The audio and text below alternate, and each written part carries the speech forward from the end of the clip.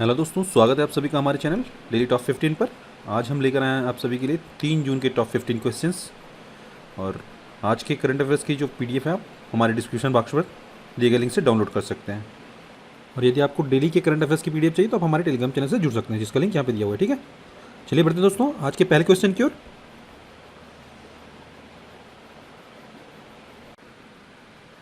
तो आज का पहला क्वेश्चन है दोस्तों, तेलंगाना की स्थापना दिवस कब मनाया जाता है? तो तेलंगाना की स्थापना दिवस जो है 2 जून को मनाया जाता है। ठीक है, तो तेलंगाना की स्थापना हुई थी दोस्तों 2 जून 2014 को, और ये भारत का 29वां राज्य बना था। ठीक है, आइए तेलंगाना के बारे में जान लेते हैं। तो ये है दोस्तों मैप में तेलंगाना। तेलंगाना की कैपिटल है हैदराबाद, और यहाँ के सीएम है चंद्रशेखर राव, और गवर्नर है यहाँ की तमिलिसाई सुंदरराजन। ठीक है, तो बढ़ते हैं दोस्तों अगले क्वेश्चन की ओर। अगला क्वेश्चन है दोस्तों, किस चक्रवाती तूफान का असर महाराष्ट्र, गुजरात और दमन दीव पर होगा? तो ये आपका निसर्ग तूफान, चक्रवाती तूफान जो अरब सागर से उठकर महाराष्ट्र, गुजरात और दमन दीव को प्रभावित करेगा। ठीक है, और निसर्ग जो चक्रवाती तूफान है उसका नामकरण जो है बांग्लादेश द्वारा किया गया था। ठीक है, तो बांग्लादेश के बारे में जान लेते हैं। बांग्लादेश की राजधानी है आपकी ढाका, और करेंसी है यहाँ की टका। ठीक है, और प्रधानमंत्री है यहाँ की शेख हसीना। ठीक है, राष्ट्रपति हैं अब्दुल हामिद। और हाल ही में जो है भारत और बांग्लादेश ने 5 नए बंदरगाहों और 2 नए प्रोटोकॉल मार्गों के संचालन के लिए एक समझौते पर हस्ताक्षर किए हैं। ठीक है दोस्तों, तो इस क्वेश्चन से इतना ही। बढ़ते हैं अगले क्वेश्चन की ओर। अगला क्वेश्चन है दोस्तों, बागवानी फसलों के उत्पादन के संबंध में 2019-20 के दूसरे अग्रिम अनुमान जारी किए गए हैं। कुल बागवानी उत्पादन कितने मिलियन टन रहने का अनुमान है?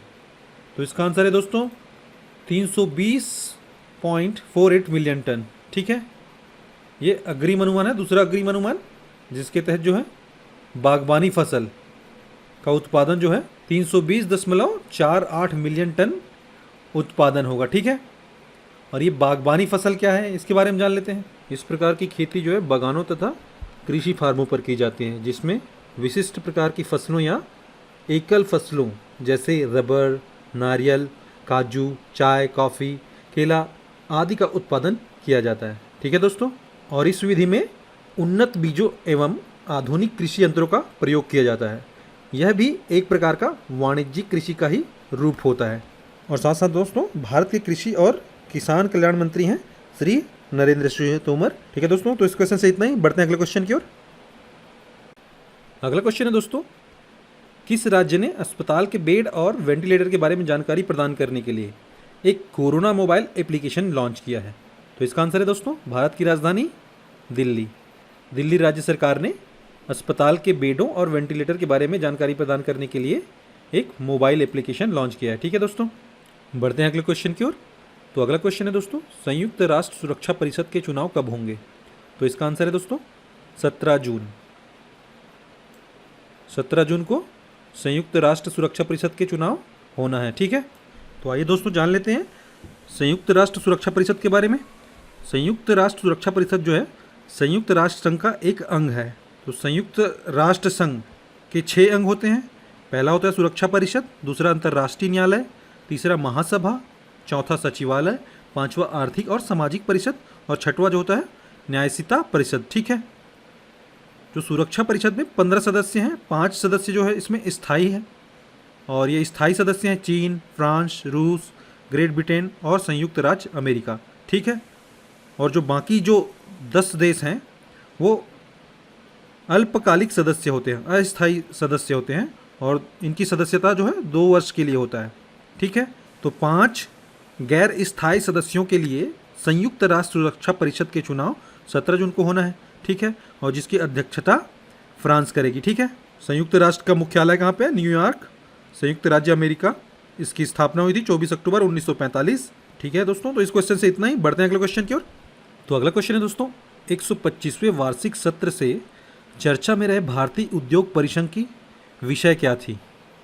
तो भारतीय उद्योग परिसंघ का 125वां वार्षिक सत्र आयोजित किया गया था, जिसका उद्घाटन प्राइम मिनिस्टर नरेंद्र मोदी द्वारा किया गया और इसका विषय था गेटिंग ग्रोथ बैक।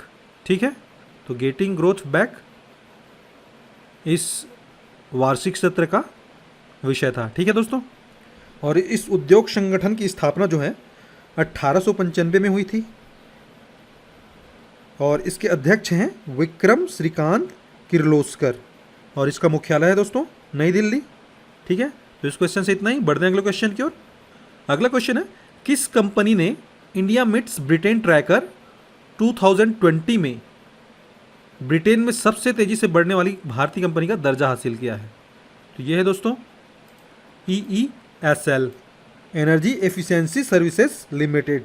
EESL ने इंडिया मीट्स ब्रिटेन ट्रैकर 2020 का सबसे तेजी से बढ़ने वाली कंपनी का दर्जा हासिल किया है। ठीक है, और EESL के प्रबंध निदेशक हैं सौरभ कुमार। ठीक है दोस्तों, बढ़ते हैं अगले क्वेश्चन की ओर। हाल ही में किस समिति ने फिल्मी गतिविधियों से जुड़े संस्थानों के युक्तिकरण और व्यावसायिकता से संबंधित अपना रिपोर्ट IT मंत्रालय को प्रस्तुत की है? तो इसका आंसर है दोस्तों विमल जुल्का समिति। ठीक है, तो याद रखिए दोस्तों, फिल्मी गतिविधियों से जुड़े संस्थानों के युक्तिकरण और व्यावसायिकता से संबंधित जो समिति बनाई गई थी, एक समिति गठित की गई थी, तो समिति का नाम है दोस्तों विमल जुल्का समिति। ठीक है, इसके साथ साथ दोस्तों ड्रग रेगुलरिटी सिस्टम में सुधार हेतु राजेश भूषण समिति का गठन किया गया। ठीक है, राजेश भूषण समिति किस चीज़ के लिए है? ड्रग रेगुलरिटी सिस्टम में सुधार हेतु। ठीक है, इसी के साथ साथ संजीव पुरी जो हैं कृषि निर्यात पर एक उच्च स्तरीय विशेष समूह का गठन किया गया जिसकी अध्यक्षता संजीव पुरी करेंगे। ठीक है दोस्तों, तो इस क्वेश्चन से इतना ही। बढ़ते हैं अगले क्वेश्चन की ओर। अगला क्वेश्चन है दोस्तों, बॉक्सिंग फेडरेशन ऑफ इंडिया द्वारा राजीव गांधी खेल रत्न पुरस्कार, राजीव गांधी खेल रत्न पुरस्कार के लिए किसे नामित किया गया है? तो इसका आंसर है दोस्तों अमित पांघल, बॉक्सर अमित पांघल।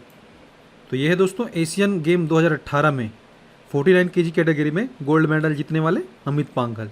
ठीक है, इन्हें राजीव गांधी खेल रत्न पुरस्कार के लिए नामित किया गया है। ठीक है दोस्तों, और साथ साथ दोस्तों द्रोणाचार्य पुरस्कार के लिए फेडरेशन ने महिला टीम के राष्ट्रीय कोच मोहम्मद अली कमर और सहायक कोच छोटे लाल यादव को नामित किया है। ठीक है दोस्तों, बढ़ते अगले क्वेश्चन की ओर। बॉक्सिंग फेडरेशन द्वारा अर्जुन पुरस्कार के लिए किसे नामित किया गया है? तो इसका आंसर है दोस्तों लोवलीना बारगोहीन। तो ये है दोस्तों लोवलीना बारगोहीन, असम की प्लेयर हैं जिसे अर्जुन पुरस्कार के लिए नामित किया गया है। ठीक है दोस्तों, बढ़ते हैं अगले क्वेश्चन की ओर। अगला क्वेश्चन है दोस्तों, हार्डकोर्ट बटलर टेक्निकल यूनिवर्सिटी के छात्रों ने वर्चुअल रियलिटी बॉक्स बनाया है। इस बॉक्स की उपयोगिता क्या है, ये बताना है। तो कोरोना संक्रमितों की पहचान करने के लिए यह बॉक्स बनाया गया। किसके द्वारा बनाया गया? हार्डकोर्ट बटलर टेक्निकल यूनिवर्सिटी के छात्रों के द्वारा। ठीक है, बढ़ते हैं अगले क्वेश्चन की ओर। हाल ही में किस वैश्विक रेटिंग एजेंसी ने भारत की सॉवरेन रेटिंग को BAA2 से घटाकर BAA3 कर दिया है? तो ये है दोस्तों मूडीज इन्वेस्टर्स सर्विसेज। तो मूडीज इन्वेस्टर सर्विस ने जो है भारत की रेटिंग घटाकर BAA2 से घटाकर इन्होंने BAA3 कर दिया है। ठीक है, तो मूडीज इन्वेस्टर सर्विस के CEO हैं रेमंड W मैकडेनियल जूनियर और इसका मुख्यालय है न्यूयॉर्क, संयुक्त राज्य अमेरिका। ठीक है दोस्तों, बढ़ते हैं अगले क्वेश्चन की ओर। ब्रिटेन में भारत की अगली राजदूत किसे नियुक्त किया गया है? तो इसका आंसर है दोस्तों गायत्री ईश्वर कुमार। तो यह है दोस्तों गायत्री ईश्वर कुमार, जिन्हें ब्रिटेन में भारत की अगली राजदूत नियुक्त किया गया है। वर्तमान में गायत्री कुमार बेल्जियम, लग्जमबर्ग और यूरोपीय संघ में भारत की राजदूत हैं। ठीक है, इसके साथ साथ दोस्तों PK नायर को नाइजर गणराज्य में भारत का नया राजदूत नियुक्त किया गया है। दीपक मित्तल को कतर का राजदूत नियुक्त किया गया है और नम्रता एस कुमार को स्लोवेनिया में भारत के राजदूत के रूप में नियुक्त किया गया है। बढ़ते हैं दोस्तों अगले क्वेश्चन की ओर। अगला क्वेश्चन है हमारा, निम्न में से किसे कुवैत राज्य में भारत के अगले राजदूत के रूप में नियुक्त किया गया है? तो इसका आंसर है दोस्तों CB जॉर्ज।